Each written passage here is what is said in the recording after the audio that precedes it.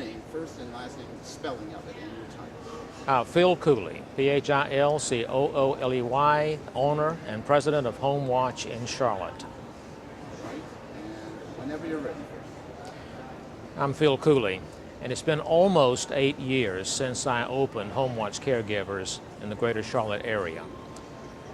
I was at a point in my life when I tried to decide what would I do with the second half of my life, and I looked at a lot of companies, talked with a lot of people.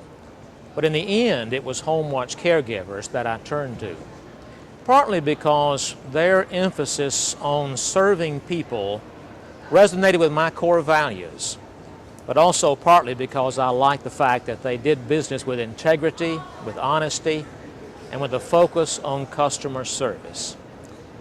We've had a lot of experience in the last 8 years, and I'm proud of much of that. Back in 2003, when Presbyterian Hospital's Home Health Division closed their private duty section, they asked Homewatch Caregivers to take over their clients. We served some of those clients for 4 years. We've served most of the quality assisted living facilities in the Charlotte area. And then just last year in 2007, Mecklenburg County invited bids to serve their customers in their in-home aid program, and Homewatch Caregivers was one of 3 that was chosen. I'm proud of all of that, but none of those things are what makes me the proudest.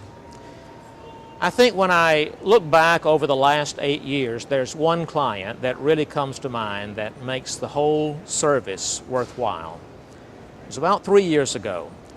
We began working with an elderly lady a few hours a day, 5 days a week. Her daughter worked during the day, her son-in-law worked during the day. We assigned her one of our new caregivers. We thought she had potential. She had not had a lot of experience in the field, but she went in with this client and almost immediately found a place in this client's heart. She went the extra mile, often going back in the evenings to check on this client. She fixed her meals, helped her get ready in the day, and more importantly, she helped her feel connected and not so alone during the day. We served this lady for about 2 years, and she passed away one night in her sleep peacefully. Because she had been a great client of ours, I went to the funeral in town. And as I walked in and took my seat, it wasn't long till the family began to come in, and I looked down and there was our caregiver sitting with the family.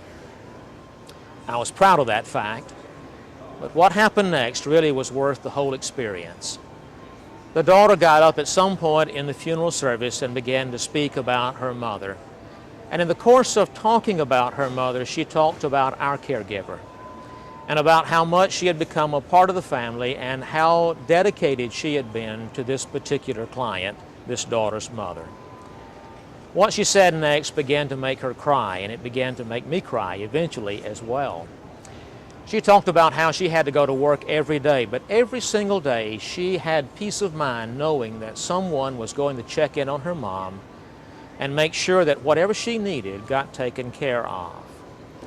When she finished that talk, everybody was just about in tears. And I realized that we had given this client and her family some tremendous peace of mind, knowing that our caregiver was there faithfully, day in and day out, 5 days a week for 2 years running. You can bet that I gave that caregiver a great pat on the back. And we hold her up as an example for all of our caregivers to give our clients the very, very best of their time and of their attention. Okay, I'm crying.